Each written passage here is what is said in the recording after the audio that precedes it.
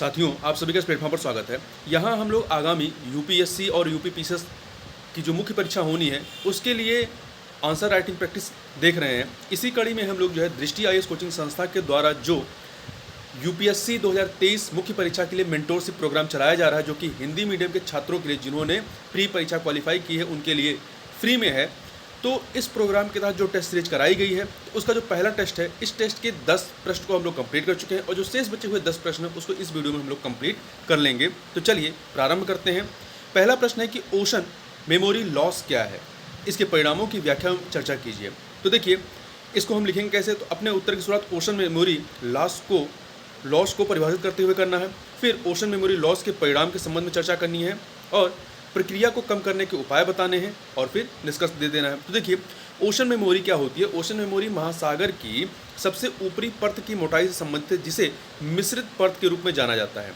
गहरी मिश्रित परतों में ऊष्मा की मात्रा अधिक होती है। गहरी मिश्रित परतों में ऊष्मा की मात्रा जो होती है वो अधिक होती है, जो अधिक तापीय जड़ता प्रदान करती है, जो स्मृति अर्थात मेमोरी में परिवर्तित हो जाती है। यह 1 वर्ष से लेकर 10 वर्ष तक की अवधि में पृथ्वी की प्रणालियों में भविष्य में होने वाले परिवर्तनों के आकलन में मदद करती है। हालांकि हाल के अध्ययनों ने भविष्यवाणी की है कि अधिकांश महासागरों में मिश्रित परत जो है ये लगातार गर्म होने के कारण उथली हो जाएगी। जब वो गर्म होगी तो ऊपर आ जाएगी, जिसके परिणाम स्वरूप ओशन मेमोरी का क्षय होगा। कमजोर ओशन मेमोरी समुद्री पारिस्थितिकी तंत्र पर कुछ नकारात्मक प्रभाव डाल सकती हैं।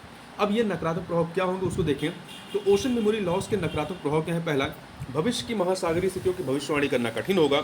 ओशन मेमोरी के क्षय तथा मिश्रित परत के निरंतर पतला होने के कारण समुद्र की सतह के तापमान में और अधिक यादृच्छिक परिवर्तन होंगे, जो भविष्य में महासागर की भविष्यवाणी को कठिन बना देंगे। उदाहरण स्वरूप, समुद्री गर्म हवाओं का पूर्वानुमान करना कठिन हो जाएगा। दूसरा, भविष्य के मौसम प्रणाली की भविष्यवाणी पर प्रभाव पड़ेगा।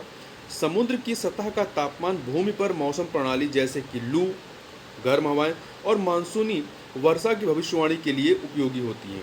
इसलिए समुद्र की सतह के तापमान में कोई भी परिवर्तन भविष्यवाणियों पर नकारात्मक प्रभाव डालेगा। तीसरा, समुद्री जीवन पर प्रभाव पड़ेगा। ओशन मेमोरी में परिवर्तन मत्स्य पालन और अन्य समुद्री जीवन को प्रभावित कर सकता है। ओशन मेमोरी में परिवर्तन के जैविक प्रभाव अधिक अनिश्चित हैं, लेकिन आबादी पर अनुवर्ती प्रभाव पड़ने की संभावना है। अगला है वैश्विक मत्स्य अर्थव्यवस्था पर प्रभाव पड़ेगा। इससे देखिए, मत्स्य पालन क्षेत्र में महासागरीय तापमान मछली के स्टॉक आकार, मतलब कितनी मछलियां वहां मिलेंगी, का आकार का मूल्यांकन करने और सतत मत्स्य ग्रहण सीमा निर्धारित करने का प्रमुख पैमाना है। इसलिए यह संभावना है कि ओशन मेमोरी में कोई भी परिवर्तन वैश्विक मत्स्य अर्थव्यवस्था को समग्र रूप से प्रभावित करेगा। अब बात करते हैं ओशन मेमोरी लॉस को कम करने के लिए क्या समाधान लागू किए जा सकते हैं। तो पहला, कम उत्सर्जन वाले जहाज़ों को चलाया जाना चाहिए कि ये महासागरीय हलचल को कम करके बंदरगाहों में प्रदूषण से जुड़े पर्यावरणीय क्षति को कम करने में मदद करेंगे। यह तेल रिसाव को अतीत की बात भी बना देंगे और वैश्विक उत्सर्जन को काफ़ी कम कर देगा। दूसरा है नीली क्रांति का उचित कार्यान्वयन। सही प्रथाओं और सही प्रजातियों के साथ सही स्थान पर खेती करना जलीय कृषि मानव तथा पर्यावरणीय स्वास्थ्य के लिए महत्वपूर्ण साबित हो सकती है। अन्यथा, मतलब नीली क्रांति जो समुद्र से संबंधित क्रांति है, तो अन्यथा नीली क्रांति से रासायनिक एवं आनुवंशिक प्रदूषण हो सकता है, जो महासागरों के पर्यावासों को नष्ट कर सकती है। अगला है वायुमंडल में पहले से ही मौजूद कार्बन डाइऑक्साइड का निष्कर्षण। बढ़ते तापमान को मंद करने के लिए हमें वायु से कार्बन डाइऑक्साइड का निष्कर्षण करने की जरूरत है। इसके लिए नवीन तकनीकों की आवश्यकता है, जो अभी भी विकसित की जा रही है।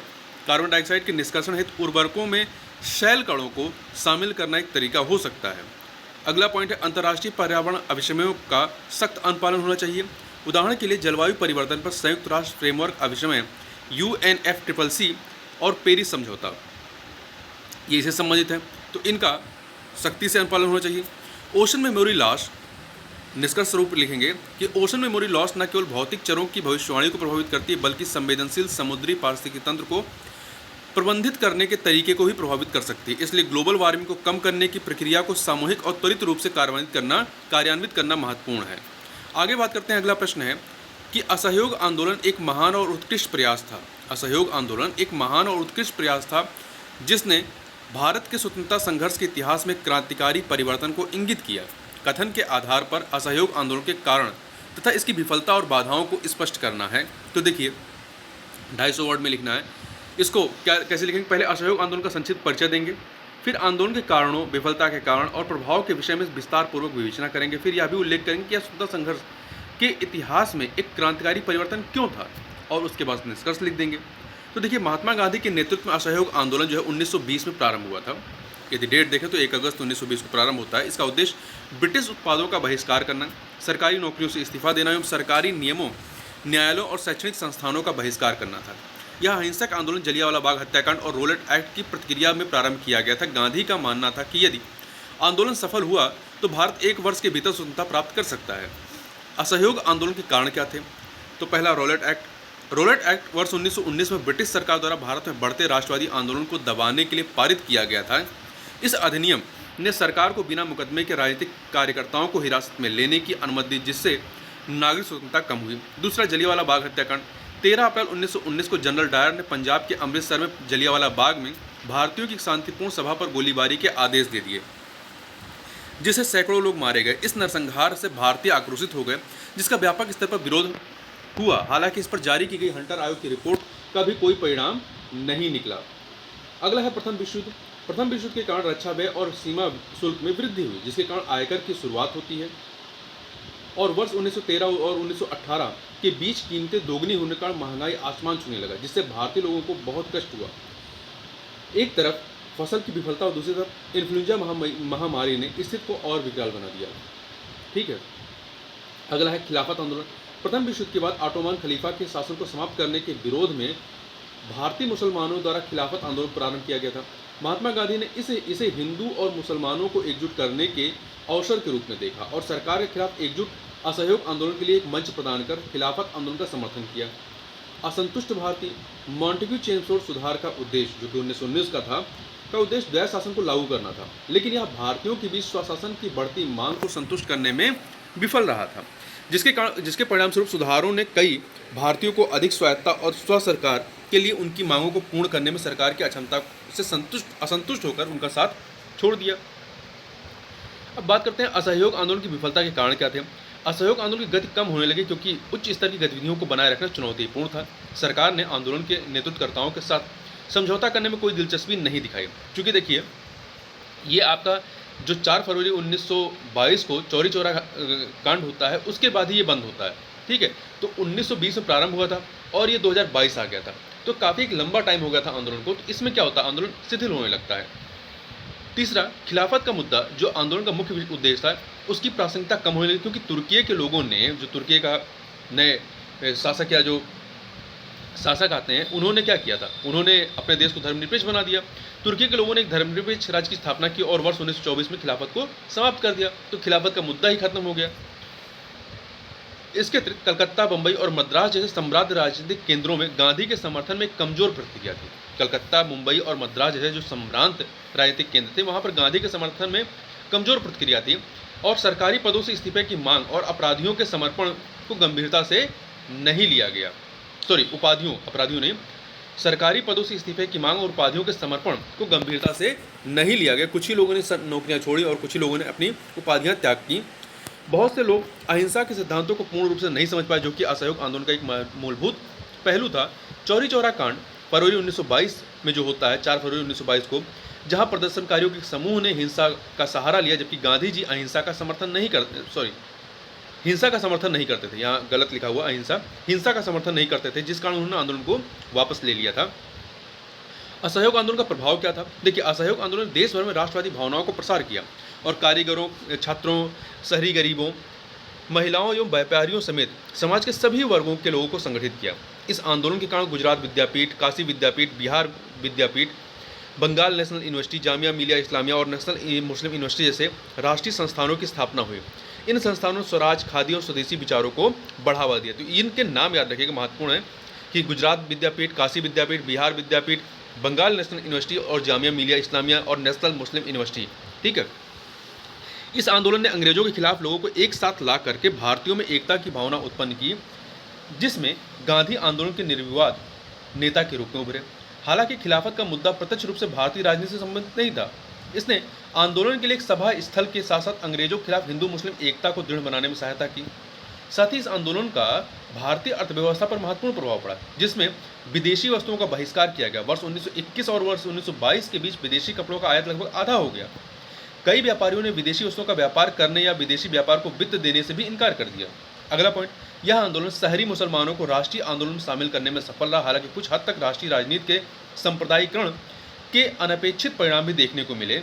यह आंदोलन साम्राज्यवाद विरोधी भावनाओं से प्रेरित था, जिसमें राष्ट्रीय नेता मुस्लिम राजनीतिक चेतना को धार्मिक सीमाओं से परे और धर्मनिरपेक्ष राजनीतिक जागरूकता की ओर बढ़ाने में विफल रहे। तो दिक्कतें कहाँ पे हुई, यही ये याद रखिएगा कि यह आंदोलन साम्राज्यवाद विरोधी भावनाओं से प्रेरित था, जिसमें राष्ट्रीय नेता मुस्लिम राजनीतिक चेतना को धार्मिक सीमाओं से परे और धर्मनिरपेक्ष राजनीतिक जागरूकता की ओर बढ़ाने में विफल रहे। यह ऐतिहासिक रूप से एक महत्वपूर्ण मोड़ था। देखिए, वर्ष 1920 में गांधी के नेतृत्व में असहयोग आंदोलन स्वतंत्रता के लिए भारतीय आंदोलन में एक महत्वपूर्ण मोड़ था, क्योंकि इसने एक जन आंदोलन की शुरुआत की जो समाज के विभिन्न स्तरों के लोगों को एक साथ लाया। राष्ट्रीय स्तर पर सत्याग्रह और अहिंसा के सिद्धांतों को प्रस्तुत करने के लिए यह आंदोलन मील का पत्थर साबित हुआ, जिसे लोगों का व्यापक समर्थन भी प्राप्त हुआ। यह पहली बार था जब किसानों और महिलाओं ने बड़ी संख्या में पार्टिसिपेट किया। इसने हिंदू मुस्लिम एकता के उच्चतम स्तर का भी प्रदर्शन किया। यह आंदोलन गांधी को एक जननेता के रूप में रूपांतरित करने में सहायक सिद्ध हुआ। इसने भारत में भविष्य के राष्ट्रवादी आंदोलनों के लिए मार्ग प्रशस्त किया। भारतीय स्वतंत्रता संग्राम में इसका ऐतिहासिक महत्व है। असहयोग आंदोलन ने स्वदेशी भावना और देशभक्ति की एक नई लहर उत्पन्न की। इसके निलंबन के बावजूद इसने कांग्रेसी नेताओं को ग्रामीण क्षेत्रों को संगठित करने पर ध्यान केंद्रित करने के लिए प्रेरित किया। इस आंदोलन ने विविध समूहों को लामबंद किया और समाज के प्रत्येक वर्ग का राजनीतिकरण किया, लेकिन राष्ट्रीय राजनीति को भी सांप्रदायिक बना दिया। बहरहाल इसने स्वतंत्रता आंदोलन के लिए महत्वपूर्ण मार्ग प्रशस्त किया, एक प्रकार से एक आधार तैयार किया इसने, जिसने राष्ट्रीय आंदोलन की गति को तेज कर दिया। आगे चलते हैं तो देखिए, ये जो कंटेंट दिया गया है ये 250 वर्ड से कहीं ज़्यादा है। तो आपके पास कंटेंट होगा, इसको आपको 250 वर्ड में कंप्लीट करना है। ठीक है, अगला प्रश्न है कि 20वीं सदी के पहले दशक में देश में राजनीतिक निर्वात को भरने के लिए क्रांतिकारी समूहों के उदय का वातावरण तैयार था। टिप्पणी कीजिए। तो देखिए, क्रांतिकारी समूहों का संक्षिप्त परिचय देना है, फिर क्रांतिकारी समूहों के उदय के लिए उत्तरदायी कारकों की विवेचना करना है और फिर निष्कर्ष लिख देना है। तो देखिए, 20वीं शताब्दी के पहले दशक में स्वतंत्रता के लिए देश के संघर्ष के प्रति दृष्टिकोण में परिवर्तन देखा गया। उदारवादी नेतृत्व के माध्यम से हासिल की गई सीमित प्रगति से निराश क्रांतिकारियों की एक नई नस्ल उभरी, जो रूसी शून्यवादियों और आयरिश राष्ट्रवादियों, ये टर्म इस्तेमाल करिएगा, याद रखिएगा, राष्ट्रवादियों से प्रेरित थी। इन क्रांतिकारियों का उद्देश्य ब्रिटिश शासकों के मन में भय पैदा करना था और हत्याओं, डकैतियों और सैन्य षड्यंत्रों जैसी वीरतापूर्ण कार्यों के माध्यम से लोगों को प्रेरित करना था। क्रांतिकारी समूहों के उदय हेतु उत्तरदायी कारक कौन से थे? पहला, राजनीतिक निर्वात। देखिए, वर्ष 1907 के सूरत विभाजन ने राजनीतिक नेतृत्व की कमियों और असफलताओं को उजागर करते हुए उनकी सीमाओं को प्रदर्शित किया। परिणाम स्वरूप इस राजनीतिक निर्वात ने क्रांतिकारी समूहों के उदय का मार्ग प्रशस्त किया। दूसरा, उग्रवादी राष्ट्रवाद का ये बाई प्रोडक्ट था। देखिए, स्वदेशी और बहिष्कार आंदोलन की पृष्ठभूमि में लोग क्रांति में शामिल हुए। हालांकि आंदोलन के पतन के बाद युवा राष्ट्रवादियों के लिए आंदोलन को छोड़ना मुश्किल हो गया और पृष्ठभूमि में गायब हो गए। चरमपंथी नेतृत्व, जिसने युवाओं से बलिदान करने का आह्वान किया, प्रभावी नेतृत्व करने में विफल रहा, जिससे एक राजनीतिक निर्वात पैदा हुआ। नरमपंथियों की विफलता। भारतीय राष्ट्रीय कांग्रेस के नरमपंथी नेता ब्रिटिश सरकार से सार्थक रियायतें हासिल करने में विफल रहे। याचिकाओं, प्रार्थनाओं और विषय विरोध के उनके तरीकों से ठोस परिणाम नहीं मिले। इस कारण जनता का मोह भंग हो गया। राष्ट्रवादी आंदोलन का उदय। उग्रवाद। देखिए, 20वीं शताब्दी की शुरुआत तक भारत में राष्ट्रवादी आंदोलन तेजी से उग्र हो गया था। उदारवादी दृष्टिकोण, जिसने भारतीय राष्ट्रीय कांग्रेस की स्थापना के समय से ही उसका वर्चस्व बना रखा था, राष्ट्रवादियों की युवा पीढ़ी के बीच आकर्षण खोने लगा। उनका मानना था कि ब्रिटिश शासन से स्वतंत्रता प्राप्त करने के लिए अधिक मुखर और आक्रामक दृष्टिकोण आवश्यक है। राजनीतिक परिदृश्य में इस बदलाव ने उन क्रांतिकारी समूहों के उद्भव के लिए अनुकूल स्थितियां उपलब्ध कराई, जिन्होंने उपनिवेशवाद से लड़ने के लिए उग्र राष्ट्रवाद के उदय और अधिक कट्टरपंथी साधनों को अपनाने की मांग की। बंगाल का विभाजन। 1905 में लॉर्ड कर्जन द्वारा बंगाल का विभाजन आधुनिक भारत के इतिहास में एक महत्वपूर्ण घटना थी। बंगाल को धार्मिक आधार पर विभाजित करने का निर्णय, एक मुस्लिम बहुल पूर्वी बंगाल और एक हिंदू बहुसंख्यक पश्चिम बंगाल का निर्माण राष्ट्रवादी आंदोलन को कमजोर करने के उद्देश्य से फूट डालो और राज करो की नीति के रूप में माना जाता था। इस घटना ने भारतीय जनता को प्रेरित किया और क्रांतिकारी समूहों के गठन का नेतृत्व किया, जिन्होंने ब्रिटिश शासन का विरोध करने की मांग की। इसके अतिरिक्त अंतर्राष्ट्रीय क्रांतिकारी आंदोलनों का प्रभाव भी था। देखिए, भारतीय क्रांतिकारियों ने अंतर्राष्ट्रीय आंदोलनों से प्रेरणा प्राप्त की, जैसे कि वर्ष 1905 की रूसी क्रांति और आयरिश रिपब्लिकन आंदोलन। इन वैश्विक घटनाओं ने उन्हें स्वतंत्रता प्राप्त करने हेतु अधिक कट्टरपंथी दृष्टिकोण अपनाने के लिए वैचारिक आधार प्रदान किया। अब कुछ क्रांतिकारी समूहों की बात कर लेते हैं। तो देखिए, बंगाल में अनुशीलन समिति की स्थापना जो है प्रमथनाथ मित्र ने की। उन्होंने साप्ताहिक युगांतर निकाला और क्रांतिकारी विचारों का प्रचार किया। 1908 में प्रफुल्ल चाकी और खुदीराम बोस ने किंगफोर्ड की जा रही गाड़ी पर बम फेंका था। ठीक है। महाराष्ट्र में सावरकर उनके भाई ने वर्ष 1899 में मित्र मेला, एक भूमिगत सोसाइटी की स्थापना की, जिसका वर्ष 1904 में अभिनव भारत में विलय कर दिया गया। पंजाब में अजीत सिंह भगत सिंह के चाचा, जिन्होंने लाहौर में उग्रवादी अंजुमन ए मोहिशवान ए वतन को अपनी पत्रिका भारत माता के साथ आयोजित किया। Indian home rule society London से संबंधित मदन लाल ढींगरा ने वर्ष 1909 में भारतीय कार्यालय के नौकरशाह कर्जन वाली की हत्या कर दी। गदर पार्टी का गठन एक साप्ताहिक समाचार पत्र द गदर के अंतर्गत किया गया था, जिसका मुख्यालय सैन फ्रांसिस्को में था। गदर कार्यक्रम का उद्देश्य भारत में हत्याओं, साम्राज्यवाद विरोधी साहित्य, विदेशों में भारतीय सैनिकों के साथ काम करना, हथियार खरीदना और सभी ब्रिटिश उपनिवेशों में एक साथ विद्रोह भड़काना था। देखिए, निष्कर्ष रूप में आप क्या लिखेंगे कि भारत में 20वीं शताब्दी की शुरुआत में क्रांतिकारी समूहों का उदय ब्रिटिश शासन के खिलाफ व्यापक असंतोष और उदार नेतृत्व के माध्यम से स्वशासन की दिशा में महत्वपूर्ण की कमी का परिणाम था। व्यापक असंतोष और उदार नेतृत्व के माध्यम से स्वशासन की दिशा में महत्वपूर्ण प्रगति की कमी का परिणाम था। हालांकि प्रथम विश्व युद्ध के फैलने से क्रांतिकारी गतिविधियों में एक अस्थायी कमी आई। असहयोग आंदोलन की विफलता के साथ, जिसने अहिंसक आंदोलन से तरीकों से आज़ादी दिलाने का वादा किया था, क्रांतिकारी गतिविधियों का दूसरा चरण उभरता है। इस चरण में क्रांतिकारी गतिविधियों की तीव्रता और अधिक उग्रवादी तरीकों की ओर परिवर्तन देखा गया। इसी समय में आप चंद्रशेखर आज़ाद, भगत सिंह इत्यादि को यहाँ पर देखते हैं। आगे चलते हैं। अगला प्रश्न है कि ब्रिटिश औपनिवेशिक हितों ने भारत की आर्थिक संरचना को महत्वपूर्ण रूप से प्रभावित किया। विस्तार पूर्वक विवेचना कीजिए। तो देखिए, ब्रिटिश शासन को भारत की आर्थिक संरचना से जोड़कर संक्षेप में चर्चा करेंगे। दूसरा, भारत की आर्थिक संरचना पर ब्रिटिश शासन के प्रभाव से संबंधित नकारात्मक और सकारात्मक, ठीक है, चूंकि विवेचना करनी है, जब विवेचना करेंगे तो सकारात्मक और नकारात्मक दोनों की बात करेंगे, तो दोनों बिंदुओं पर चर्चा करेंगे और फिर निष्कर्ष लिख देंगे। देखिए, अंग्रेजों ने लगभग 200 वर्षों 1757 से लेकर के 1757 से 1947 तक भारत पर शासन किया। उनका आगमन व्यापारिक उद्देश्यों के लिए देश में आने वाली ईस्ट इंडिया कंपनी द्वारा चिन्हित किया गया। धीरे धीरे उन्होंने प्रशासन और राजनीतिक ढांचे पर अधिकार कर अंततः पूरी व्यवस्था को नियंत्रित कर लिया। ब्रिटिश शासन के दौरान देश की आर्थिक संरचना को देखते हुए दादा भाई नौरोजी ने भारत के ब्रिटिश पोषण की व्याख्या करने के लिए ब्रिटिश शोषण की व्याख्या करने के लिए निर्गमन सिद्धांत प्रस्तुत किया। द ड्रेनेज सिस्टम या द ड्रेनेज थ्योरी को प्रस्तुत किया। भारत की आर्थिक संरचना पर ब्रिटिश प्रभाव की बात करते हैं। भारत की आर्थिक संरचना पर ब्रिटिश प्रभाव क्या था? तो सबसे पहले नकारात्मक प्रभाव की बात कर लेते हैं।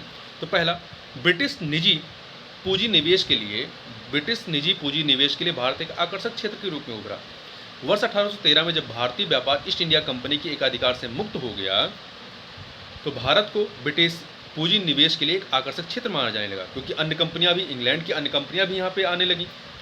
मुख्य रूप से रेलवे, जूट उद्योग, चाय बागान और खनिज उद्योग के लिए इसमें लोगों ने निवेश किया, ब्रिटिश लोगों ने। दूसरा, एक तरफा मूल्य मुक्त व्यापार। देखिए, भारतीय वस्त्रों पर 80% का भारी शुल्क लगाया गया और वर्ष 1813 के चार्टर अधिनियम के बाद सस्ते मशीन निर्मित कपड़ों की भारतीय बाजार में बाढ़ आ गई थी। यहाँ से जो सामान जा रहे थे उस पर 80% शुल्क लगाया गया और उधर के सामानों को मुक्त व्यापार के साथ खुला छोड़ दिया गया, जिसने ब्रिटिश नागरिकों के लिए एक तरफा मुक्त व्यापार की अनुमति दे दी।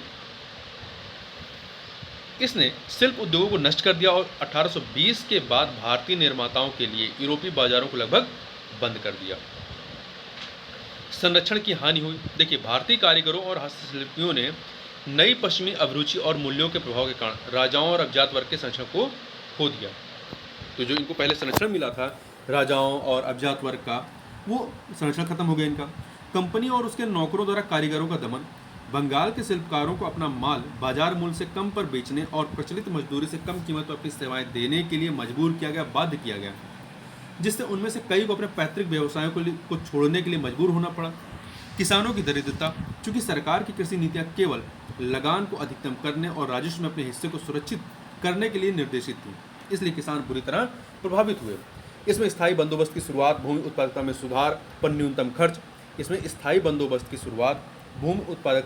सुधार पर न्यूनतम खर्च, राजस्व संग्रह प्रक्रिया में बिचौलियों की संख्या में वृद्धि आदि शामिल रही हैं। कृषि में ठहराव और गिरावट, काश्तकार के पास कृषि में निवेश करने के लिए ना तो साधन थे और ना ही कोई प्रोत्साहन। जमींदार वर्ग की जड़ें ग्रामीण क्षेत्रों में नहीं थी, बल्कि सरकार इन पर बहुत कम खर्च करती थी। उप सामंतवाद के कारण भूमि का विखंडन अधिक हुआ, जिससे आधुनिक तकनीकी को पेश करना मुश्किल बना दिया। इससे उत्पादकता का स्तर लगातार कम होता गया। आगे बात करते हैं, अगला है भारतीय कृषि का व्यवसायीकरण। कृषि अब जीवन के एक तरीके से एक व्यावसायिक उद्यम बदल गई। चाय, कॉफ़ी, रबर, नील जैसे कुछ विशिष्ट फसलें ग्रामीण क्षेत्र में खपत के लिए नहीं, बल्कि राष्ट्रीय और यहाँ तक कि अंतर्राष्ट्रीय बाजारों में बिक्री के लिए उगाई जाने लगी। जैसा कि आप चंपारण का आंदोलन को भी जानते हैं, जहाँ पे तिनकठिया पद्धति चालू थी, जहाँ पे किसानों से ज़बरदस्ती नील की खेती कराई जाती थी, जबकि वो चावल उगाना चाहते थे।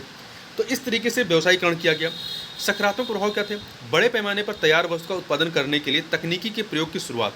आज हम मशीनों के माध्यम से बृहद पैमाने पर वस्तुओं के निर्माण प्रक्रिया से अवगत हैं, जो 18वीं शताब्दी के उत्तरार्ध और 19वीं सदी के पूर्वार्ध में इंग्लैंड में घटित औद्योगिक क्रांति का ही परिणाम है। इससे तैयार उत्पादों के उत्पादन में भारी वृद्धि हुई। दूसरा, रेलवे की शुरुआत। भारतीय उपमहाद्वीप में पहला रेलवे लॉर्ड डलहौजी द्वारा 1853 में शुरू किया गया था, जो बॉम्बे से थाड़े के बीच चलाई गई थी 21 मील की दूरी तक। इसने सरकार को निवेश पर 5% रिटर्न प्रदान करके भारतीय अर्थव्यवस्था को विकसित करने में सहायता प्रदान की। इसने कच्ची और कृषि वस्तुओं की शीघ्रता से ले जाने की अनुमति देकर भारत की आंतरिक और अंतर्राष्ट्रीय व्यापार स्थिति को बदल दिया। इसने कृषि उत्पादन, अनाज निर्यात और अनाज के आयात में वृद्धि करते हुए कृषि को व्यावसायिक स्तर तक विकसित किया है। इसने प्रत्येक वस्तु के लिए परिवहन की लागत कम कर दी। रेलवे ने देश के राष्ट्रीय जागरण में भी महत्वपूर्ण भूमिका निभाई और राष्ट्रीय एकीकरण में भी महत्वपूर्ण भूमिका निभाई। परिवहन और संचार, आधुनिक सड़कों का निर्माण एवं तार, टेलीफोन जैसी आधुनिक प्रौद्योगिकी भी ब्रिटिश काल के दौरान प्रस्तुत किए गए थे। भले ही वो ब्रिटिशों ने अपनी सुविधा के लिए बनाए थे, परंतु उसका लाभ मिला। सड़कों ने देश के विभिन्न हिस्सों को जोड़ने में मदद की और लोगों के लिए यात्रा और व्यापार करना आसान बना दिया। लंबी दूरी पर तेजी से संचार के लिए टेलीग्राफ की शुरुआत की अनुमति दी गई। इससे आर्थिक गतिविधियों में तेजी आई। निष्कर्ष रूप में आप क्या कहेंगे कि पूर्व ब्रिटिश भारत की तुलना में भारतीय आर्थिक संरचना में भारी बदलाव देखा गया। हालांकि यह ज़्यादातर प्रत्यक्ष ब्रिटिश नीतियों का परिणाम थी, जो उनके अपने औपनिवेशिक हितों द्वारा निर्देशित थी। एक निश्चित विशिष्ट तरीके से या उनके कार्यों का एक उप उत्पाद, बाई प्रोडक्ट भी था। उदाहरण, भारतीय जनता के लिए रेलवे और आधुनिक औद्योगिक प्रौद्योगिकी की शुरुआत, ठीक है, तो उन्हीं का ये एक बाई प्रोडक्ट था जिसका लाभ हमें मिला। अगला है, उभरती प्रौद्योगिकियों का अनुप्रयोग इस्पात उद्योग को अधिक दक्ष बनाएगा। टिप्पणी करना है, उभरती प्रौद्योगिकियों का अनुप्रयोग जो है वो इस्पात उद्योग को अधिक दक्ष बनाएगा, इस पर टिप्पणी करना है। तो ये ज्योग्राफी से रिलेटेड प्रश्न है। भारत में इस्पात उद्योग के महत्व को रेखांकित करते हुए अपना उत्तर प्रस्तुत करना है। चर्चा करना है कैसे उभरती प्रौद्योगिकियां इस्पात उद्योग की दक्षता बढ़ाने में योगदान कर सकती हैं। तो चलिए देखते हैं। इसके बाद निष्कर्ष बता देना है। इस्पात क्षेत्र विनिर्माण, अवसंरचना, ऑटोमोबाइल, अभियांत्रिकी और रक्षा क्षेत्र जैसे क्षेत्रों में महत्वपूर्ण भूमिका निभाता है। विगत कुछ वर्षों में इस्पात क्षेत्र में जबरदस्त वृद्धि देखी गई। देश अब इस्पात उत्पादन में एक वैश्विक शक्ति है तथा विश्व में दूसरा सबसे बड़ा कच्चा इस्पात उत्पादक देश है। भारत राष्ट्रीय इस्पात नीति के अनुसार स्वचालित मार्ग के तहत इस्पात उद्योग में 100% प्रत्यक्ष विदेशी निवेश की अनुमति देता है। इसने विदेशों द्वारा भारत के इस्पात क्षेत्र में अधिक निवेश का मार्ग प्रशस्त किया है। इसने विदेशों द्वारा भारत के इस्पात क्षेत्र में अधिक निवेश का मार्ग प्रशस्त किया है, जबकि इन निवेशों ने भारतीय इस्पात उद्योग को प्रतिस्पर्धी बना दिया है। इसके सामने आने वाली चुनौतियों को दूर करने के लिए उभरती प्रौद्योगिकियों को अपनाने पर अधिक बल देने की आवश्यकता है। बाधाओं को दूर करने तथा इस्पात उद्योग की दक्षता को और बढ़ाने के लिए इन प्रौद्योगिकियों के अनुप्रयोग में वृद्धि आवश्यक है।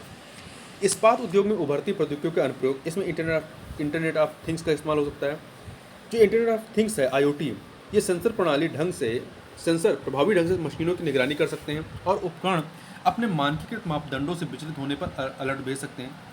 मापदंडों की गारंटी देकर निर्माता परिचालन प्रभावशीलता बढ़ा सकते हैं। दूसरा, रोबोट। परिदृश्य में स्वायत्त रोबोटों को प्रयुक्त करने से सटीकता और स्थिरता की अनुमति मिलेगी। ऐसे रोबोट से श्रम लागत कम होगी और उत्पादकता बढ़ सकती है, क्योंकि रोबोट बिना थके 24 घंटे लगातार काम कर सकते हैं। ब्लॉकचेन।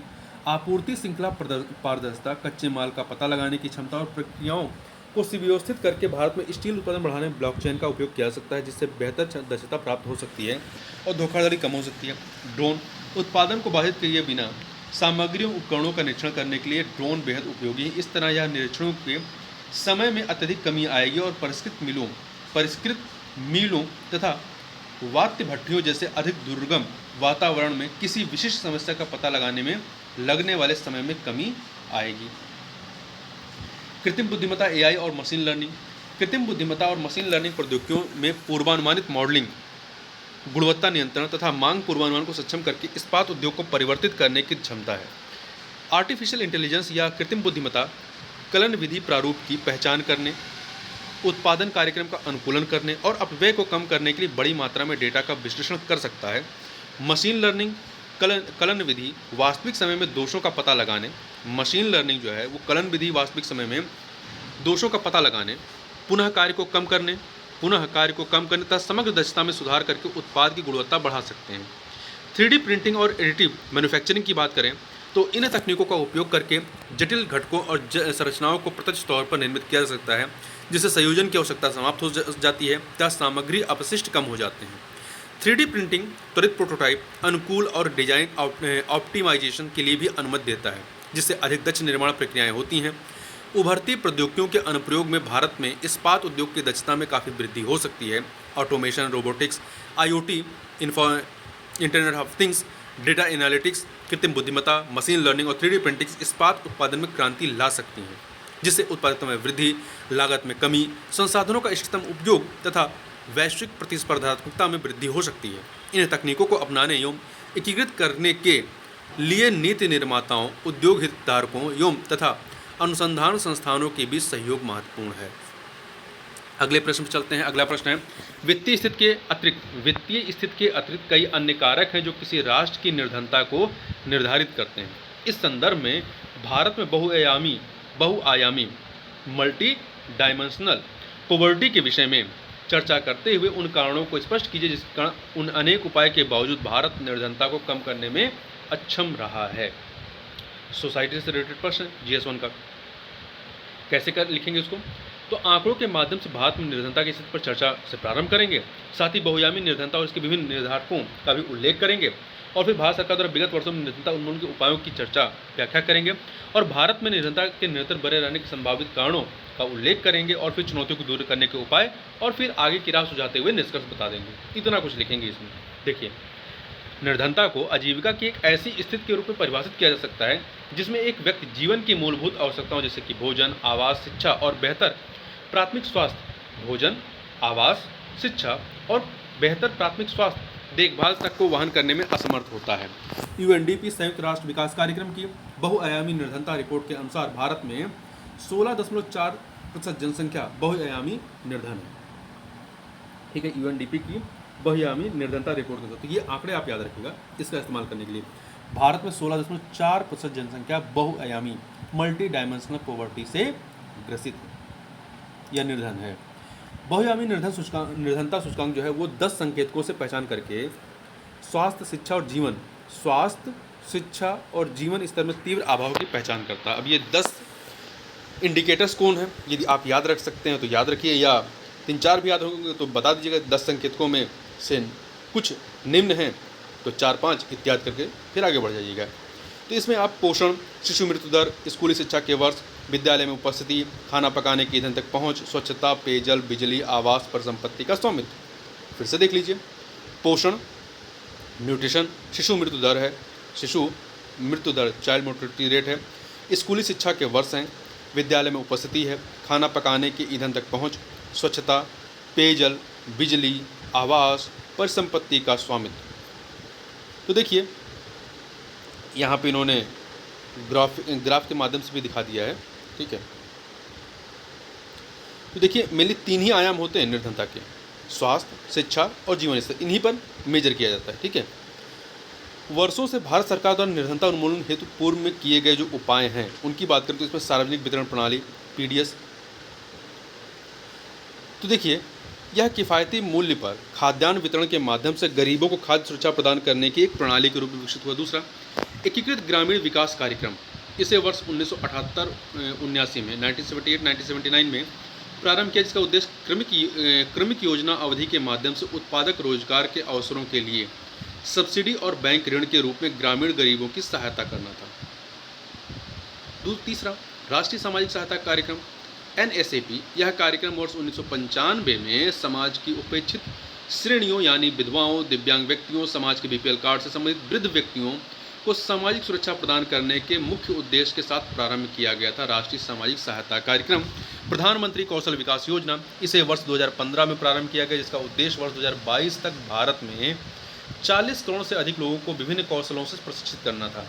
इसे वर्ष 2015 में प्रारंभ किया गया था प्रधानमंत्री कौशल विकास योजना को, जिसका उद्देश्य 2022 तक भारत में 40 करोड़ से अधिक लोगों को विभिन्न कौशलों में, स्किल्स में प्रशिक्षित करना था, जिसमें भारतीय युवाओं के व्यावसायिक प्रशिक्षण और प्रमाणीकरण पर विशेष ध्यान दिया गया ताकि उन्हें समाज में बेहतर आजीविका और सम्मान मिल सके। अगला है प्रधानमंत्री आवास योजना ग्रामीण। वर्ष 2016 में सभी ग्रामीण परिवारों को जो बेघर हैं या कच्चे या टूटे फूटे घरों में रह रहे हैं, बुनियादी सुविधाओं से पक्का घर उपलब्ध कराने के उद्देश्य से प्रारंभ किया गया था। PM street vendors Atmanirbhar Nidhi, PM Svanidhi. शहरी क्षेत्रों में अपने व्यवसायों को फिर से प्रारंभ करने के लिए रेहड़ी पटरी वालों को 1 वर्ष की अवधि के लिए 10,000 रुपये तक के सपार्श्विक मुक्त, मतलब आपको कुछ गिरवी नहीं रखना है, मुक्त कार्यशील पूंजी ऋण की सुविधा के उद्देश्य के साथ ही आसपास के परिनगरीय या शहरी ग्रामीण क्षेत्रों को सम्मिलित करते हुए इसे वर्ष 2020 में प्रारंभ किया गया था। यदि आपको और भी योजनाएं याद हैं, उन योजनाओं को आप यहाँ पर मेंशन कर सकते हैं। कई उपायों के बावजूद भारत में निर्धनता के व्यापक होने की संभावित कारण क्या है? पहला है जनसंख्या विस्फोट। विगत कुछ वर्षों में भारत की जनसंख्या में लगातार वृद्धि हुई, जो प्रत्यक्ष रूप से वस्तुओं की मांग में अधिकतम वृद्धि को दर्शाता है, क्योंकि जितनी योजनाएं बनाई जाती हैं कुछ ही समय में जनसंख्या बढ़ जाती है, तो उस योजना के जो लाभार्थी मतलब जो लाभ चाहते हैं उनकी तादाद और बढ़ जाती है, तो संसाधनों पर असर पड़ता है इससे। दूसरा, अकुशल मानव संसाधन उपयोगिता। आर्थिक सर्वेक्षण 2022-23 के अनुसार देश की जनसंख्या का लगभग 65% ग्रामीण क्षेत्रों में निवास करती है, जिसमें से लगभग 47% क्या है, कृषि पर निर्भर है। और कृषि का देश की GDP में जो रेशियो है वो इनकी जनसंख्या के अनुपात से काफ़ी कम है। भारत में 7.2% की बेरोजगारी दर एक कारण जो है कौशल की कमी है, स्किल्स की कमी है, जिसकी बाजार में मांग है, जिसके फलस्वरूप शिक्षित युवाओं के लिए रोजगार के अवसरों की कमी हो रही है। मुद्रास्फीति के कारण कीमतों में वृद्धि ने गरीबों पर आर्थिक बोझ बढ़ा दिया, जिसके कारण बड़ी संख्या में लोग गरीबी रेखा के नीचे हैं। पूंजी और उद्यमशीलता की कमी के परिणामस्वरूप अर्थव्यवस्था में निवेश और रोजगार सृजन का स्तर कम होता है। जलवायु संबंधी कारक। भारत के अधिकांश गरीब बिहार, उत्तर प्रदेश, मध्य प्रदेश, छत्तीसगढ़, उड़ीसा, झारखंड आदि राज्यों से हैं। इन राज्यों में बार बार आने वाली बाढ़, आपदा, भूकंप और चक्रवात जैसी प्राकृतिक आपदाएं भारी हानि पहुंचाती हैं। निर्धनता का जाल एक ऐसी स्थिति है जहां लोग शिक्षा, स्वास्थ्य सेवा, रोजगार के अवसरों तक पहुंच की कमी जैसे कारकों के संयोजन के कारण गरीबी से बाहर नहीं निकल पाते हैं। ठीक है, यहाँ पर निर्धनता का जाल बना दिया गया है, आप इसे देख सकते हैं। यदि आपके पास और कोई रीजन है, उन कारणों को भी यहाँ पर मेंशन कर देंगे। ठीक है, परंतु सरकार विरोधी कारणों को यहाँ पर मेंशन नहीं करेंगे। आगे की राह। जनसंख्या में वृद्धि के बावजूद प्रतिस्थापन प्रजनन दर 2.1 पर बनी हुई है, जो एक नए दृष्टिकोण की आवश्यकता पर प्रकाश डालती है। $5 ट्रिलियन की अर्थव्यवस्था के लक्ष्य को प्राप्त करने के लिए इस बढ़ती आबादी को कौशल के विकास और शिक्षा की आवश्यकता है। सरकार को युवाओं के लिए रोजगार के अवसर पैदा करने के लिए सभी स्तरों पर कौशल विकास कार्यक्रमों में तीव्रता लानी चाहिए। अपने जनसांख्यिकी डेमोग्राफिकल लाभांश का सर्वतोपयोग करने के लिए भारत को शिक्षा, स्वास्थ्य, स्वच्छता, समानता और अन्य संबंधित मुद्दों के विषय में जागरूकता बढ़ाने हेतु अपने व्यय में वृद्धि करनी चाहिए। गरीबों की क्रय शक्ति को बढ़ाने और उनकी आजीविका में सुधार करने के लिए एक प्रभावी मौद्रिक नीति द्वारा मुद्रास्फीति पर अंकुश लगाने की आवश्यकता है।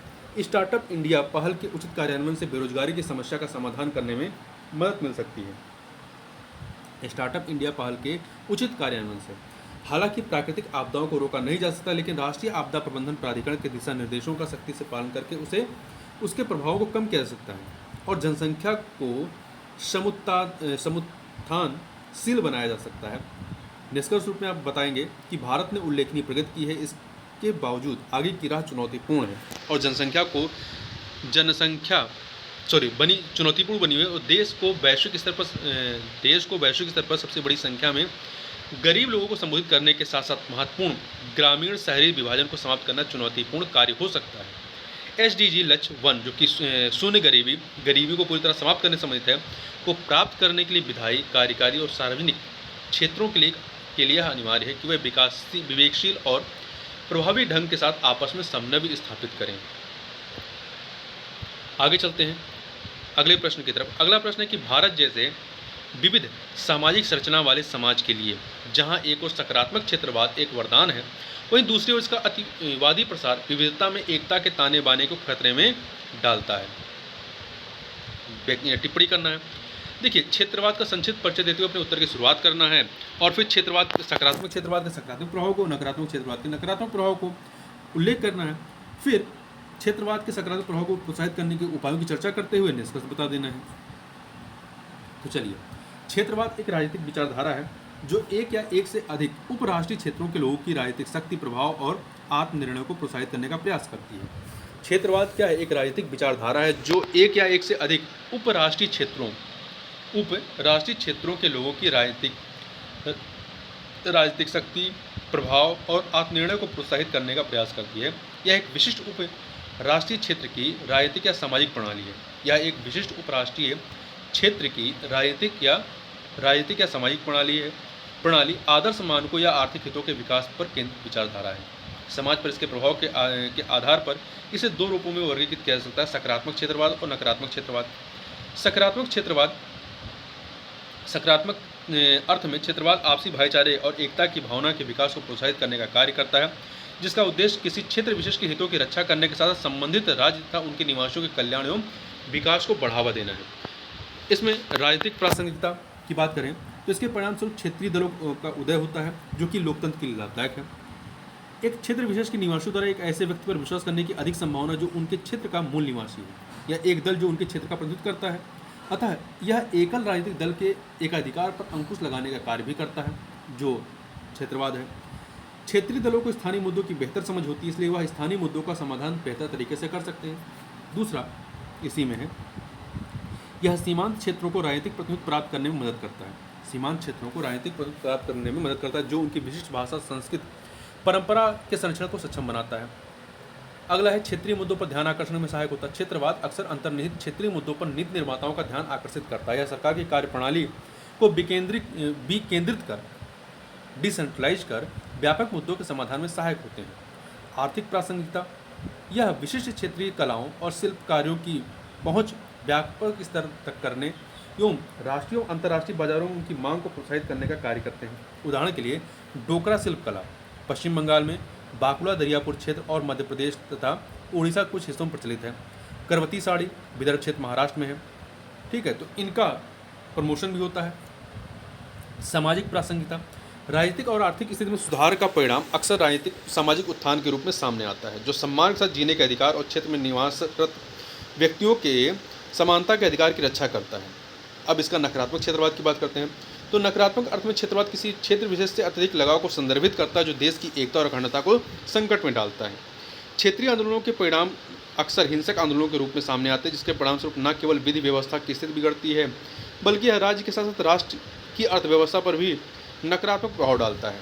यह आंतरिक सुरक्षा के लिए संकट उत्पन्न करने में आतंकवाद तथा उग्रवाद के लिए ढाल बन सकता है। तथा क्षेत्रवाद कभी कभी अंतर्राष्ट्रीय कूटनीति में बाधा बनकर राष्ट्रीय हित को क्षति पहुंचाता है। इसका एक उदाहरण आप देख सकते हैं तमिलनाडु की जो तमिल जनसंख्या आबादी है और जो कह सकते हैं श्रीलंका में जो तमिल आबादी है, इसको लेकर के भारत और श्रीलंका के रिश्तों में कई बार तनाव आता है। ठीक है, इसके अतिरिक्त तीस्ता नदी जल बंटवारा समझौते पर बांग्लादेश से पश्चिम बंगाल में राजनीतिक नेतृत्व की असहमति के परिणामस्वरूप दोनों देशों के मध्य तनाव का बढ़ना इसका ही एक उदाहरण है। एक सीमा से परे क्षेत्रवाद अलगाववाद को जन्म दे सकता है, जैसे कि पंजाब में मजबूत क्षेत्रवाद अंततः खालिस्तानी आतंकवाद के रूप में परिणत होता है। क्षेत्रीय प्रवृत्तियां अक्सर अंतर्राज्यीय शत्रुता की भावना को बढ़ावा देती हैं। क्षेत्रीय प्रवृत्तियां अक्सर अंतर्राज्यीय शत्रुता की भावना को बढ़ावा देती हैं, जैसे कि महाराष्ट्र जैसे अधिक रोजगार के अवसर वाले राज्यों में प्रवासी विरोधी भावनाएं इसके ज्वलंत उदाहरण हैं। दूसरा, राज्य में गैर महाराष्ट्र मूल के निवासियों के रोजगार और निवास के मुद्दों का अक्सर क्षेत्रीय नेताओं द्वारा विरोध किया जाता रहा है। इसी प्रकार से क्षेत्रवाद अक्सर वोट बैंक की राजनीति को बढ़ावा देता है, जिससे राष्ट्रीय एकता को क्षति पहुंचती है। क्षेत्रवाद के सकारात्मक प्रभाव को प्रोत्साहित करने के लिए जो संभावित उपाय हैं वो क्या हैं? पहला, शिक्षा। देखिए, राष्ट्रीय शिक्षा की एक ऐसी प्रणाली को प्रविष्ट किया जाना चाहिए जो न केवल लोगों में नकारात्मक क्षेत्रवाद की भावनाओं को दूर करे, बल्कि यह राष्ट्र के प्रति उनके लगाव विकसित करने में भी सहायक हो। यह उपराष्ट्रवाद की समस्या के लिए एक दीर्घकालिक समाधान के रूप में कार्य कर सकती है। सुदूर क्षेत्रों के लोगों को आतंकवाद तथा उग्रवाद में संलिप्तता से बचाने के लिए इन क्षेत्रों में गुणवत्तापूर्ण शिक्षा की पहुंच का विस्तार करना आवश्यक है। साथ ही क्षेत्रीय मुद्दों के राजनीतिकरण का परिवर्तन। देखिए, परिवर्जन क्षेत्रीय मुद्दों का समाधान त्वरित एवं शांतिपूर्ण तथा संवैधानिक तरीके से किया जाना चाहिए। अगला है विकास पहलों का प्रभावी कार्यान्वयन। देखिए, हालांकि समावेशी विकास के लिए सरकार द्वारा पिछड़े राज्यों में विकास हेतु केंद्र प्रायोजित योजनाओं को शुरू किया गया है एवं निजी क्षेत्र को प्रोत्साहन जैसे कई कदम उठाए गए, किंतु उनका कार्यान्वयन अधिक प्रभावी रूप से किए जाने की आवश्यकता है। साथ ही सभी आवश्यक तकनीकी, प्रशासनिक और वित्तीय सुधारों के माध्यम से पंचायती राज संस्थाओं का सुदृढ़ीकरण करना, सरकारी नीतियों के लाभों की व्यापक पहुंच को सुनिश्चित करना, जिससे यह अल्पसंख्यक समूहों के हाशिएकरण की भावना को दूर करने में सहायक सिद्ध होगा। तो ये उपाय हैं, कुछ उपाय यदि आपको और लगते हैं कि लिखने चाहिए, आप उन उपायों को भी मेंशन यहाँ पर कर सकते हैं। यदि किसी क्षेत्र विशेष के लोगों को अपनी क्षेत्रीय भाषा और संस्कृति पर वास्तव में गर्व है, यदि किसी क्षेत्र विशेष के लोगों को अपनी क्षेत्रीय भाषा और संस्कृति पर वास्तव में गर्व है, तो यह राष्ट्रीय एकता को क्षीण नहीं करता। इसलिए यह आवश्यक है कि सैद्धांतिक रूप से क्षेत्रवाद को तब तक एक राष्ट्र विरोधी विचार के रूप में नहीं माना जाना चाहिए जब तक कि यह अलगाववादी प्रवृत्तियों के विकास को प्रोत्साहित करने के लिए एक आक्रामक उग्रवादी रूप धारण नहीं कर लेता। इसलिए यदि हम इसके सकारात्मक प्रभाव को पाना चाहते हैं तो इसे सावधानीपूर्वक नियंत्रित करने की आवश्यकता है। अगला प्रश्न है कि जातिगत जनगणना नव सामाजिक न्याय को सक्षम बनाने में नव सामाजिक न्याय नियो सोशल जस्टिस को सक्षम बनाने में महत्वपूर्ण भूमिका निभा सकती है। समालोचनात्मक परीक्षण कीजिए, मतलब इसमें आपको सकारात्मक और नकारात्मक दोनों बातों को बताना है। ठीक है, तो देखिए, समालोचनात्मक करना है। संक्षेप में नव सामाजिक न्याय एवं जातिगत जनगणना की पृष्ठभूमि का परिचय दीजिए। जातिगत जनगणना के सकारात्मक प्रभाव को विस्तार से विवेचित कीजिए और फिर जातिगत जनगणना संबंधी आलोचनाओं पर, जो उसकी आलोचना है, उन आलोचनाओं पर प्रकाश डालिए और फिर निष्कर्ष कर देना है। तो देखिए, नव सामाजिक न्याय क्या है? तो देखिए, नव सामाजिक न्याय नियो सोशल जस्टिस सामाजिक न्याय के लिए एक अद्यतन मतलब नवीन दृष्टिकोण का प्रतिनिधित्व करता है, जो उन उभरती चुनौतियों को स्वीकार करता है जिन्हें हाशिए परिस्थित समुदायों द्वारा अनुभव किया जाता है। एक नव सामाजिक न्याय मिशन शुरू करने के लिए जमीनी वास्तविकताओं का आकलन करना महत्वपूर्ण है। एक नव सामाजिक न्याय मिशन शुरू करने के लिए जमीनी वास्तविकताओं का आकलन करना महत्वपूर्ण है, जिसे जातिगत जनगणना के माध्यम से सुगम बनाया जा सकता है। देखिए, पृष्ठभूमि देखें तो जाति और धर्म के आधार पर पहली जनगणना वर्ष 1872 में आयोजित की गई थी। अंतिम बार जातिगत जनगणना वर्ष 1931 में आयोजित की गई थी, जिसमें जाति को एक श्रेणी के रूप में प्रदर्शित किया गया था। वर्ष 2011 में केंद्र सरकार ने सामाजिक, आर्थिक और जातिगत जनगणना आयोजित की। हालांकि ये आंकड़े सार्वजनिक रूप से जारी नहीं किए गए थे। हाल ही में बिहार सरकार ने राज्य में जातिगत जनगणना करवाने की प्रक्रिया शुरू की है। नव सामाजिक न्याय को सक्षम बनाने में जातिगत जनगणना की भूमिका की बात करें तो पहला, देखिए, सूचित नीति निर्माण। जातिगत जनगणना आयोजित करने और डेटा तक पहुंच प्रदान करने से प्रभावी सरकारी नीतियों के निर्माण में सहायता मिल सकती है तथा व्यक्तियों को अपने अधिकारों की रक्षा करने और शासन में भाग लेने के लिए सशक्त बनाया जा सकता है। यह दृष्टिकोण भारतीय संविधान के अनुच्छेद 14 और अनुच्छेद 21 के अनुपालन को सुनिश्चित करता है और अंतर्राष्ट्रीय सम्मेलनों जैसे मानव अधिकार की सार्वभौमिक घोषणा को सामाजिक प्रगति, जीवन के बेहतर मानकों, मानव गरिमा और समानता को बढ़ावा देने के साथ संरेखित करता है। हाशिए पर स्थित लोगों की स्थिति को उजागर करने में सहायक है। यह देखिए, जनगणना के आंकड़े राज्य के संसाधनों पर हाशिए पर स्थित जातियों की उचित दावेदारी के निर्धारक में सहायक सिद्ध होंगे। प्रीतम सिंह 2022 द्वारा हाल ही में किए गए शोध कार्य में तर्क दिया गया कि वर्ष 1941 से पूर्व की जनगणना के जातिगत आंकड़ों ने निम्न जाति समूह की स्थिति को उजागर करने के साथ साथ सत्ता में उनकी दावेदारी को भी स्पष्ट किया था। सामाजिक गतिशीलता के विश्लेषण में सहायक है। जनगणना में जाति को शामिल करने से समग्र जाति व्यवस्था में दीर्घकालिक परिवर्तन और अलग अलग जातियों के सामाजिक जनसांख्यिकी रेखाचित्र में परिवर्तन पर नजर रखने में सहायता मिलती है। जनगणना संबंधी आंकड़े उभरती सामाजिक, राजनीतिक और आर्थिक परिस्थितियों के जवाब में जातिगत पहचानों के पुनः संवेष्टन की निगरानी में मदद कर सकते हैं। जातिगत जनसंख्या के वितरण को समझने में सहायक है। जातिगत जनसंख्या के वितरण को समझने में सहायक देखिए, ईबीसी अत्यंत पिछड़ा वर्ग जातियों की गणना जनसंख्या में भागीदारी का सटीक प्रतिनिधित्व प्रदान करके नव सामाजिक न्याय को बढ़ावा देने में मदद करती है। अत्यंत पिछड़ा वर्ग जातियों की जनसंख्या वितरण के बारे में जानकारी प्राप्त करके हम उनके आर्थिक अभावों का बेहतर ढंग से को समझ सकते हैं। और ईबीसी और ओबीसी, ईबीसी अत्यंत पिछड़ा वर्ग और ओबीसी अन्य पिछड़ा वर्ग के रूप में उनकी वर्गीकरण में सुधार कर सकते हैं।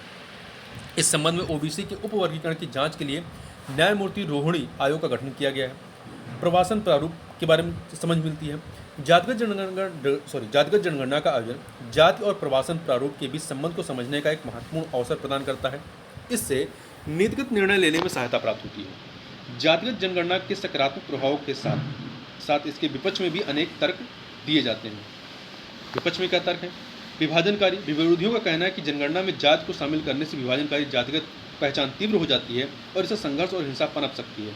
वे राजनीतिक लाभ के लिए जातिगत आंकड़ों के हेरफेर और दुरुपयोग की संभावना के प्रति आगाह करते हैं। दूसरा, आंकड़ों की गुणवत्ता की चिंता। जनगणना के दौरान संग्रहित किए गए जातिगत आंकड़ों की सटीकता और गुणवत्ता के विषय में संदेह व्यक्त किए गए हैं। गणना प्रक्रिया को प्रभावित करने वाले लामबंदी और प्रति संगठन के विषय में चिंता आंकड़ों की विश्वसनीयता और निष्पक्षता पर प्रश्न खड़े करती है। राज्य की भागीदारी की बात करें तो कुछ आलोचकों ने राज्य जनित आंकड़ों के बारे में चिंता के कारण जाति समावेशी जनगणना का विरोध किया है, जिससे निश्चित और कठोर पहचान को मजबूत करने जैसे अनपेक्षित परिणाम मिल सकते हैं। उनका तर्क है कि जातिगत जनगणना मौजूदा विभाजनों को और बढ़ा सकती है तथा राष्ट्रीय एकता को हानि पहुंचा सकती है। जातिगत जनगणना आंकड़ों की सटीकता के साथ चुनौतियाँ। देखिए, जातिगत जनगणना में प्रगणक कदाचार के उदाहरण देखे गए हैं, जहाँ प्रगणकों ने प्रशिक्षण की कमी और कार्य की मांग की प्रकृति के कारण स्वयं प्रश्नावली भरी है। ठीक है, झारखंड के उच्च न्यायालय राजेंद्र सोरेन बनाम झारखंड राज्य और अन्य के समक्ष एक हालिया मामले ने इस मुद्दे को उजागर किया है, जिसके परिणाम स्वरूप जिले के आंकड़े अपर्याप्त, मतलब जो भरने वाले गए थे, जो आंकड़े लेने, वो लोग घरों में जाकर खुद ही भर कर जमा कर देते हैं। तो अगला है जातिगत जनगणना के आंकड़ों में हेरफेर एवं गलत नीतियों के जोखिम। लोगों की गलत जानकारी देने की प्रवृत्ति और सरकार द्वारा आंकड़ों में हेरफेर का इतिहास या मिसाल इस नीति के लिए घातक साबित हो सकता है। त्रुटिपूर्ण आंकड़ों पर आधारित नीतियों का कार्यान्वयन सरकार द्वारा संवैधानिक अपकृत्य का प्रतिनिधित्व करेगा और ऐसे आंकड़ों से प्राप्त कोई भी कानून सर्वोच्च न्यायालय द्वारा स्थापित उचित प्रक्रिया खंड का उल्लंघन करेगा। आगे की राह क्या है? देखिए, जाति जनगणना से जुड़े मुद्दों और चुनौतियों का समाधान करने के लिए एक व्यापक दृष्टिकोण की आवश्यकता है। अल्पकालिक नीति बनानी चाहिए। सटीकता में सुधार और गलत सूचनाओं को कम करने के उपाय किए जाने चाहिए। विधायी प्रावधानों और दंडों को मजबूत करने में से प्रगणकों जो जनगणना करेंगे और उत्तरदाताओं द्वारा कदाचार को रोका जा सकता है। आंकड़ों की सटीकता को सुनिश्चित करने के लिए उचित प्रशिक्षण, जागरूकता और जवाबदेही तंत्र आवश्यक है। दीर्घकालिक नीति क्या होगी? जनगणना प्रक्रिया में पारदर्शिता सुनिश्चित करने के लिए मजबूत डिजिटल और विधायी बुनियादी ढांचा आवश्यक है। आर्टिफिशियल इंटेलिजेंस संचालित उपकरण डेटा सत्यापन में सहायता कर सकते हैं और व्यक्तिगत जानकारी की सुरक्षा हेतु आंकड़ों की सुरक्षा हेतु सख्त कानून पेश किए जाने चाहिए। प्रगणकों और सर्वेक्षणकर्ताओं की शिकायतों के निवारण मंचों की स्थापना से प्रणाली में जवाबदेही और विश्वास बढ़ेगा। नव सामाजिक न्याय मिशन को आगे बढ़ाने के लिए निष्कर्ष रूप में यही बताएंगे कि नव सामाजिक न्याय मिशन को आगे बढ़ाने के लिए सामाजिक अन्याय के परिणाम की व्यापक समझ महत्वपूर्ण है। जातिगत जनगणना संबंधी आंकड़े विभिन्न जातियों के भीतर जनसंख्या वितरण, सामाजिक आर्थिक संकेतकों और सामाजिक गतिशीलता पर महत्वपूर्ण जानकारी प्रदान करते हैं। प्रभावी सामाजिक न्याय कार्यक्रमों को तैयार करने के लिए यह आंकड़े आवश्यक हैं। अगला प्रश्न है कि समय के साथ भारत में जनसांख्यिकीय लाभांश के समुचित उपयोग के अवसर धीरे धीरे कम होते जा रहे हैं। भारत में युवाओं की रोजगार संभावनाओं को प्रभावित करने वाले कारकों की विवेचना कीजिए तथा इससे संबंधित चुनौतियों के समाधान हेतु उपायों की चर्चा कीजिए। उत्तर की शुरुआत हमें भारत की जनसांख्यिकीय स्थिति का संक्षिप्त परिचय देते हुए करना है, फिर भारत में रोजगार को प्रभावित करने वाले कारकों की विवेचना करनी और समाधान प्रदान करना है, फिर इस मुद्दे संबंधित सरकारी पहलों का उल्लेख करना और फिर निष्कर्ष बता देना है। तो देखिए, संयुक्त राष्ट्र रिपोर्ट में वर्ष 2023 के मध्य तक भारत की जनसंख्या 142.86 करोड़ होने की संभावना व्यक्त की है, जो चीन की 142.57 करोड़ की जनसंख्या से 2.9 मिलियन अधिक है। आप सीधे से लिख सकते हैं कि संयुक्त राष्ट्र की रिपोर्ट में वर्ष 2023 के मध्य तक भारत की जनसंख्या विश्व की सर्वाधिक जनसंख्या हो गई है। ठीक है, तो चीन को भी पीछे छोड़ चुकी है। भारत की जनसंख्या संरचना से ज्ञात होता है कि भारत में जनसंख्या एक आपदा की तुलना में जनसांख्यिकीय लाभांश की अधिक संभावनाएं प्रदान करती है। भारत की जनसंख्या संरचना से ज्ञात होता है कि भारत में जनसंख्या एक आपदा की तुलना में जनसांख्यिकीय लाभांश की अधिक संभावनाएं प्रदान करती है।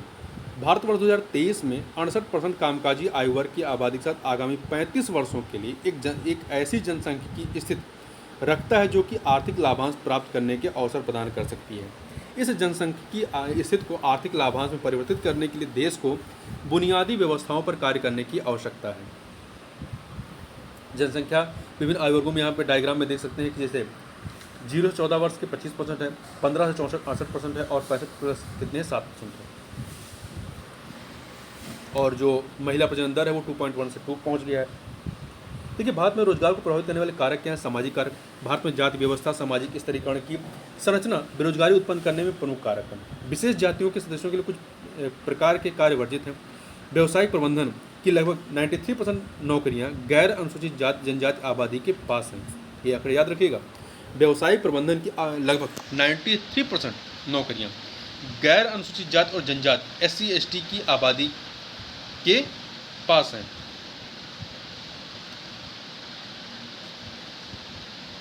गैर अनुसूचित, ठीक है, मतलब जो SC ST नहीं है, इनके अलावा जो है उनके पास है। ठीक है, आगे चलते हैं। अपर्याप्त आर्थिक विकास, धीमी आर्थिक वृद्धि बढ़ती जनसंख्या को रोजगार के पर्याप्त अवसर प्रदान करने में विफल रहती है। जनसंख्या में तीव्र वृद्धि, भारत की जनसंख्या में लगातार और तीव्र वृद्धि एक बड़ी समस्या रही है और ये देश की आर्थिक वृद्धि जनसंख्या वृद्धि के अनुपात में नहीं रहती है, तो इससे समाज का एक बड़ा हिस्सा बेरोजगार रहने को अभिशप्त रहता है। कृषि का प्रभुत्व, आर्थिक सर्वेक्षण 2022-23 के अनुसार लगभग 47% ग्रामीण आबादी कृषि पर निर्भर है, जो मौसमी रोजगार और प्रच्छन्न बेरोजगारी से प्रभावित है। तो ध्यान रखिए, 47% ग्रामीण आबादी कृषि पर निर्भर है। लघु एवं कुटीर उद्योगों का पतन, औद्योगिक विकास का लघु एवं कुटीर उद्योगों पर उत्पादन की दृष्टि से प्रतिकूल प्रभाव पड़ा है, जिसके कारण इन उद्योगों में को गिरावट का सामना करना पड़ा है। इससे इन उद्योगों से संबद्ध कार्यकरों को भी बेरोजगारी का सामना करना पड़ा है। श्रम की गतिहीनता, देखिए भारत में श्रम की गतिशीलता कम है। श्रम की गतिहीनता, तो भारत में श्रम की गतिशीलता जो है वो कम है। सांस्कृतिक रूप से परिवार के प्रति दायित्व भारत के लोगों की एक प्रमुख प्राथमिकता है। कम गतिशीलता के लिए भाषा, धर्म और जलवायु जैसे कारक भी जिम्मेदार है। दोषपूर्ण शिक्षा प्रणाली, भारत में 41% निवासियों की आयु 18 वर्ष से कम है, जो इसे विश्व के सबसे युवा आबादी वाले देशों में से एक बनाता है, किंतु वर्तमान शिक्षा प्रणाली उन्हें अपेक्षित कौशल प्रदान करने के लिए पर्याप्त नहीं है। बेरोजगारी की समस्या के समाधान के उपाय क्या हैं? शिक्षा प्रणाली में संशोधन, राष्ट्रीय शिक्षा नीति को समुचित रूप से अपनाने की आवश्यकता है, जो नई राष्ट्रीय शिक्षा नीति लाई गई है 2020, जिसका उद्देश्य भारत की मौजूदा शिक्षा प्रणाली में आमूलचूल परिवर्तन करना है और इसे अधिक विद्यार्थी केंद्रित बनाने के साथ साथ वैचारिक शिक्षा, सृजनात्मकता और समालोचनात्मक चिंतन तथा कौशलपूर्ण शिक्षा पर जोर देना है। कौशल विकास, युवाओं को बाजार के कार्यक्षेत्र सक्षम बनाने के लिए स्किल इंडिया जैसी पहलों की पहुंच संपूर्ण देश तक करने की आवश्यकता है। प्राथमिक स्वास्थ्य देखभाल पर सार्वजनिक व्यय में वृद्धि, यह आम नागरिकों की जेब से होने वाले व्यय को कम करके मानव पूंजी के संचय को प्रोत्साहित करेगा और इस प्रकार आजीविका के बेहतर अवसरों का सृजन हो सकेगा। श्रम गहन क्षेत्रों का उपयोग, सरकार बड़े पैमाने पर रोजगार के अवसर का सृजन करने के लिए रेस्तरां, रेस्टोरेंट, होटल, कृषि, खनन, साथ ही स्वास्थ्य देखभाल और सेवा जैसे श्रम गहन क्षेत्रों को अनुदान के माध्यम से प्रोत्साहित कर सकती है। इसी प्रकार से सरकार चाहे तो पर्यटन सेक्टर को बढ़ावा दे सकती है, क्योंकि पर्यटन सेक्टर जो है ये सर्विस सेक्टर है, तो इसमें काफ़ी ज़्यादा स्कोप है रोजगार का। कृषि का विविधीकरण, यह फसल नष्ट होने के जोखिम को कम करेगा और निर्भरता में कमी, रोजगार के अवसर उत्पन्न करने के साथ साथ पर्यावरण के संरक्षण में भी सहायक होगा। अगला है ग्रामीण क्षेत्रों का विकास। इससे शहरी क्षेत्रों में बढ़ रहे ग्रामीण लोगों के प्रभाव को कम करने में सहायता मिलेगी, साथ ही इससे शहरी नौकरियों पर दबाव कम होगा। इस ग्रामीण क्षेत्रों का विकास किया गया। तो राष्ट्रीय रोजगार नीति की आवश्यकता, देखिए यह बेरोजगारी के मुद्दे को संबोधित करने तथा समाधान निकालने के लिए एक सामरिक योजना के रूप में कार्य कर सकती है। राष्ट्रीय रोजगार नीति की आवश्यकता जो है विकेंद्रीकृत विकास, भौगोलिक विषमता को दूर करने के लिए कंपनियों को करों में छूट के माध्यम से विभिन्न क्षेत्रों में संचालन स्थापित करने के लिए प्रोत्साहित करना चाहिए। शहरी मनरेगा की आवश्यकता, जिस प्रकार से ग्रामीण मनरेगा चल रहा है वैसे शहरी मनरेगा की आवश्यकता है। हाल ही में राजस्थान सरकार ने शहरों में रोजगार के अवसर उपलब्ध कराने हेतु इंदिरा गांधी शहरी रोजगार योजना शुरू की है। इसी तरह की अन्य पहल जो है अन्य राज्यों ने भी अपनाने की आवश्यकता है। बेरोजगारी को कम करने के लिए सरकार की जो पहलें हैं, जो इनिशिएटिव उनकी बात करें तो इसमें है आपका स्माइल योजना। इसका पूरा नाम है support for marginalised individual for livelihood and enterprise. इस पहल के अंतर्गत देश के 75 नगर निगम भिक्षावृत्ति में संलग्न व्यक्तियों का व्यापक पुनर्वास करेंगे। महात्मा गांधी राष्ट्रीय ग्रामीण रोजगार गारंटी अधिनियम मनरेगा, यह ग्रामीण विकास मंत्रालय द्वारा वर्ष 2005 में शुरू किया गया, जो विश्व के सबसे बड़े रोजगार गारंटी कार्यक्रमों से एक है। प्रधानमंत्री कौशल विकास योजना, इसका उद्देश्य भारतीय युवाओं को समाज में सम्मान के साथ बेहतर आजीविका के अवसर उपलब्ध कराना तथा व्यावसायिक प्रशिक्षण और प्रमाणन प्रदान करना है। प्रधानमंत्री मुद्रा योजना, इसे सरकार द्वारा वर्ष 2015 में गैर कॉर्पोरेट, गैर कृषि, लघु सूक्ष्म उद्यमों को 10 लाख रुपए तक का ऋण प्रदान करने के लिए शुरू किया गया था। आत्मनिर्भर भारत रोजगार योजना, इसे औपचारिक क्षेत्र में रोजगार को बढ़ावा देने और नए रोजगार के अवसरों के सृजन को प्रोत्साहित करने के लिए शुरू किया गया है।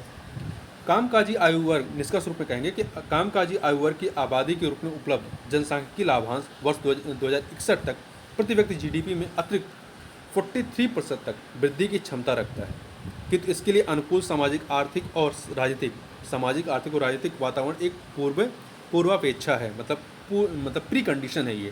तथा देश को ऐसी नीतियों की आवश्यकता है जो उच्च गुणवत्ता वाली शिक्षा, अच्छी स्वास्थ्य देखभाल, सम्मानजनक रोजगार के अवसर, बेहतर बुनियादी ढांचा और लैंगिक सशक्तिकरण प्रदान करने के लिए निर्देशित है।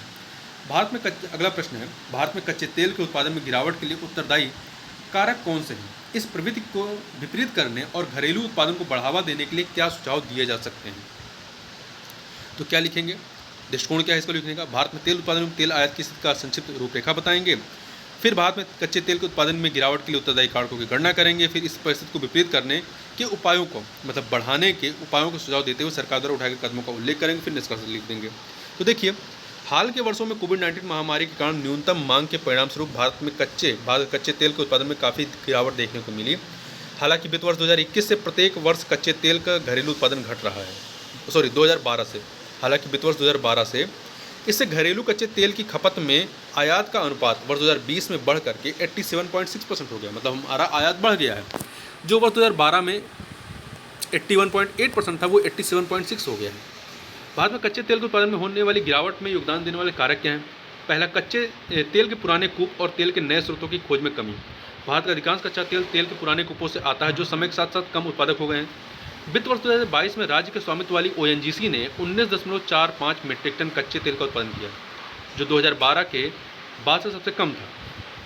तेल के नए स्रोतों की खोज में कमी के कारण भारत में कच्चे तेल के उत्पादन में लगातार गिरावट देखने को मिली है, जिससे भारत तेल के आयात पर निर्भर हो गया है। दूसरा, घरेलू अन्वेषण कंपनियों की ओर से वित्तीय एवं अन्य बाधाएं।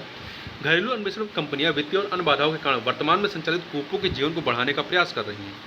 निजी कंपनियों द्वारा सीमित भागीदारी। भारत में अपस्ट्रीम प्रतिकूल तेल क्षेत्र में कुछ ही निजी कंपनियां हैं। भारत में तेल क्षेत्र के अन्वेषण और तेल उत्पादन में निजी कंपनियां, विशेषकर विदेशी कंपनियों की रुचि कम रही है। उत्पादन संचालन में देरी। विशेषज्ञों के अनुसार तेल क्षेत्र आवंटित होने के बाद भी उत्पादन के संचालन में देरी, स्वीकृति में देरी के कारण कई प्रमुख कंपनियां भारत में तेल क्षेत्र के अन्वेषण से दूर रहते हैं। गहन प्रौद्योगिकी की आवश्यकता। भारत में तेल तथा गैस का उत्पादन अत्यंत सुलभ कार्य नहीं है। उत्पादकों को अधिक गहरे जल वाले क्षेत्रों जैसे अधिक दुर्गम क्षेत्रों में तकनीकी रूप से गहन साधनों का उपयोग करके तेल एवं गैस के उत्सर्जन में निवेश करना होगा। राज्य के स्वामित्व वाली कंपनियों का प्रभुत्व। भारत में कच्चे तेल के उत्पादन में दो प्रमुख सरकारी स्वामित्व वाली अन्वेषण और राज्य उत्पादन कंपनियां, जैसे oil and natural gas corporation limited ONGC और ऑयल इंडिया का प्रभुत्व है। विदेशी कंपनियों की कम दिलचस्पी का होना। कच्चे तेल के अन्वेषण और उत्पादन में विदेशी ऊर्जा दिग्गजों को आकर्षित करने के भारत के प्रयास बहुत अच्छे नहीं रहे हैं। सरकार ने ओएनजीसी से अन्वेषण में अपने निवेश को बढ़ावा देने और दुर्लभ तेल और गैस क्षेत्रों से तेल एवं गैस के उत्सर्जन में तकनीकी सहायता प्रदान करने के लिए विदेशी कंपनियों के साथ गठजोड़ बढ़ाने के लिए कहा है। जलवायु परिवर्तन के कारण बढ़ता दबाव तेल और गैस की कंपनियों को स्वच्छ ऊर्जा में विविधता लाने के लिए प्रेरित कर रहा है। भारत में तेल उत्पादन पर घटती प्रवृत्ति को विपरीत करने के सुझाव क्या हैं? करारोपण में कमी। देखिए, तेल उपकर रॉयल्टी सहित तेल उत्पादन के करों को न्यूनतम करना, विशेषकर जब कच्चे तेल की कीमतें कम हों। दूसरा, राज्य के स्वामित्व वाली कंपनियों में क्षमता निर्माण। राज्य के स्वामित्व वाली कंपनियां इस स्थिति को प्रभावी ढंग से संभाल सकती हैं यदि उन्हें नए तेल की खोज शुरू करने के लिए पर्याप्त संसाधन मिले। ईज ऑफ डूइंग बिजनेस को बढ़ावा देना। पहले की प्रॉफिट शेयरिंग पद्धति के अंतर्गत सरकार के लिए निजी प्रतिभागियों के लागत वितरण की जांच करना आवश्यक हो गया था, जिसके कारण देरी और कई विवाद भी हुए।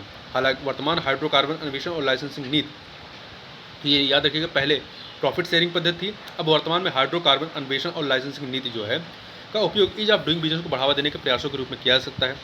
घरेलू तेल कंपनियों को प्रोत्साहन। घरेलू उत्पादकों को उत्पादन बढ़ाने के लिए प्रोत्साहित करने से देश में 18 मिलियन मीट्रिक टन तेल का उत्पादन हो सकता है, जिससे मौजूदा आयात बिल जो है वो 10% कमी के साथ कमी हो सकती है। तो मौजूदा आयात बिल पर प्रति वर्ष $10 बिलियन की बचत हो सकती है। नवीन प्रौद्योगिकी का उपयोग।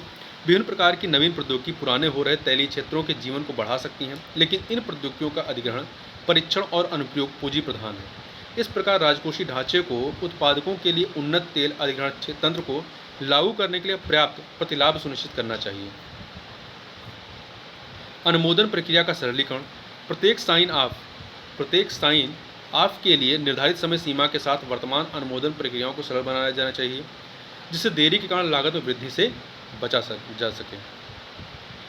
अब तेल क्षेत्र को बढ़ावा देने वाली सरकार की पहलों की बात करें तो वर्ष 2022-23 के केंद्रीय बजट में पेट्रोलियम रिफाइनिंग के कुछ महत्वपूर्ण रसायनों जैसे मेथनॉल, एसिटिक अम्ल और भारी आपूर्ति स्टॉक पर सीमा शुल्क कम किया गया था।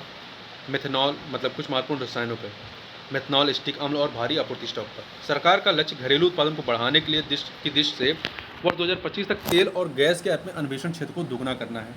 तेल और गैस के घरेलू अन्वेषण उत्पादन को बढ़ाने के लिए अन्वेषण और लाइसेंसिंग नीति में सुधार। सरकार वर्ष 2030 के बजाय वर्ष 2025-26 तक पेट्रोलियम के साथ 20% एथेनॉल सम्मिश्रण के लक्ष्य को आगे बढ़ाने के लिए जैव ईंधन नीति में बदलाव की स्वीकृति दी है। वर्ष 2021 में उद्योग और आंतरिक व्यापार संवर्धन विभाग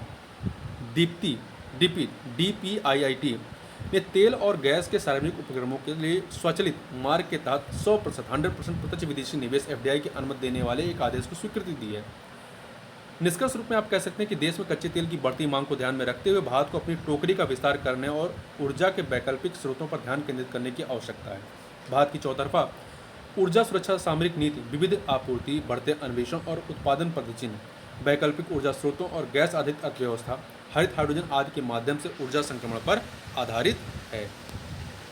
तो इस प्रकार से इस वीडियो में बस इतना ही। मिलते हैं नेक्स्ट वीडियो में, तब तक के लिए बहुत बहुत धन्यवाद।